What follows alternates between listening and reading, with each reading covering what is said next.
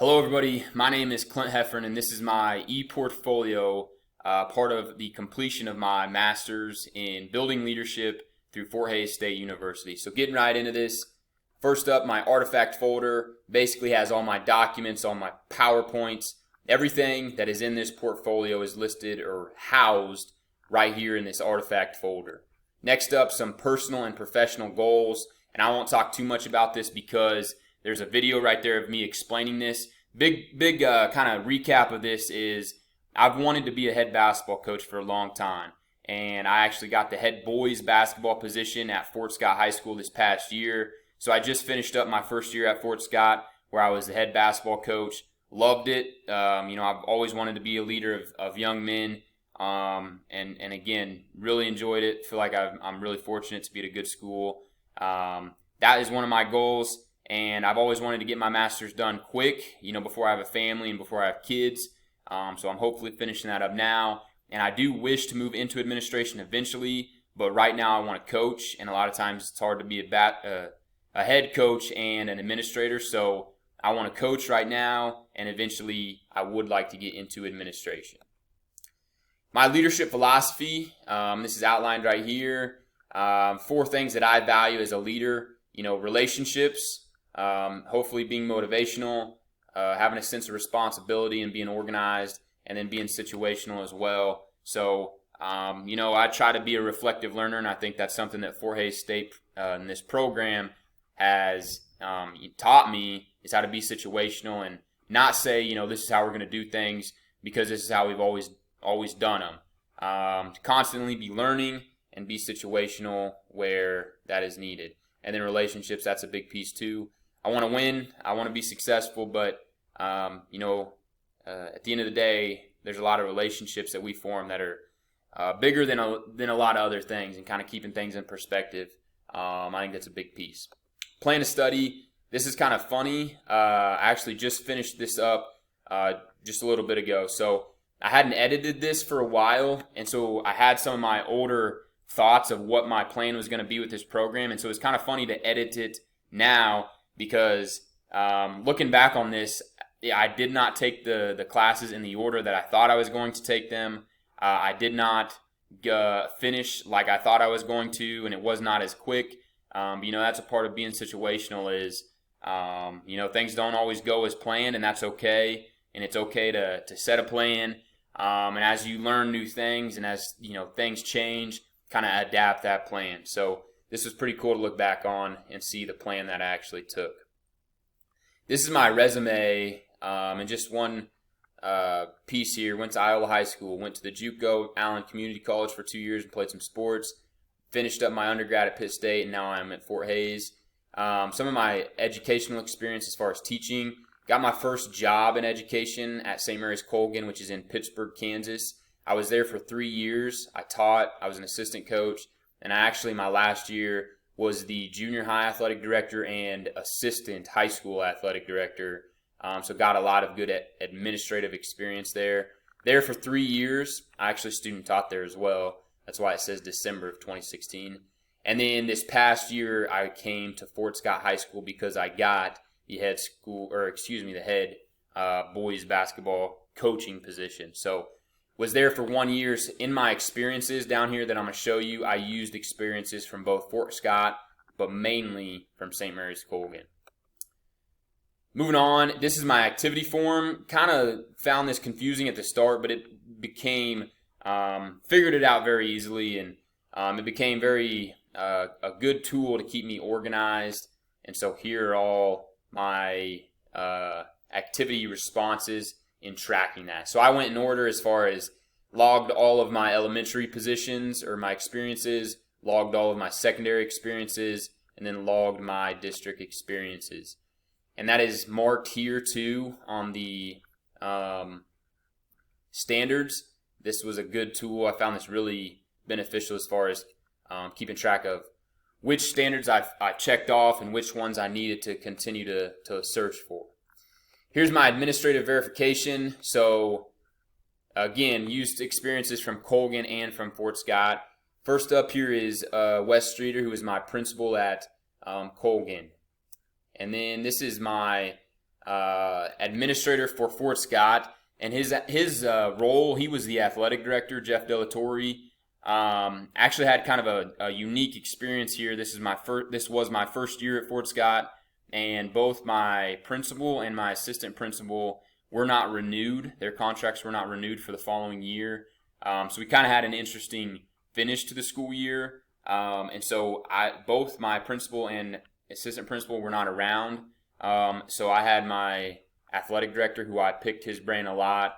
I had him sign for my Fort Scott signature. This is the superintendent, Dennis Burke, of St. Mary's Colgan, and his actual title is president of schools. Since Colgan is not a public school, they are a parochial school under the Diocese of Wichita. This is our equivalent of a superintendent at Colgan. His title was the president of schools. And then the elementary principal, Nancy Hicks, elementary principal at St. Mary's Colgan. And this was actually another unique situation because she retired this past year. So as I actually interviewed her this summer as a part of one of my experiences, it was kind of unique because she was reflecting on her tenure and being wrapped up, concluding her tenure. It was a good interview, I thought. Moving on to my annotated bibliography, and this was a long project here. I believe 34 pages, annotated bibliography. I believe it was 33 resources that we summarized. I found this. I did grow to learn and grow to find this beneficial. I thought I learned a lot from it, even though, about halfway through, I was ready to be done with this sucker. So I really liked how this was organized. We had a summary, an assessment, and a reflection piece for each article. And so I felt like this kind of forced me to get multiple things or multiple ideas from each article. So as it became kind of monotonous, I felt like this summary, assessment, and reflection piece made me think about things in different ways, made me think about the article in different ways, kind of made me engage it in different ways, and I did grow to find this very beneficial. And I think, as I was working through this, I found a lot of these elementary, secondary, district level experiences that I had to log.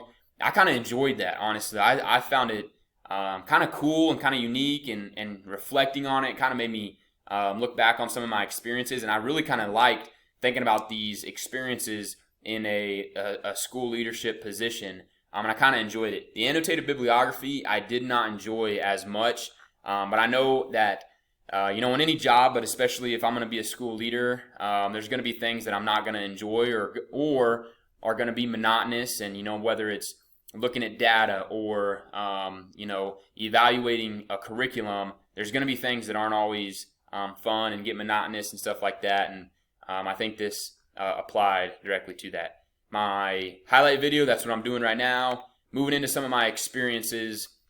And again, like I said, I kind of enjoyed this part right here. So district level experiences. First up, just going to briefly mention all of these. I talked with my superintendent and actually my principal at Colgan.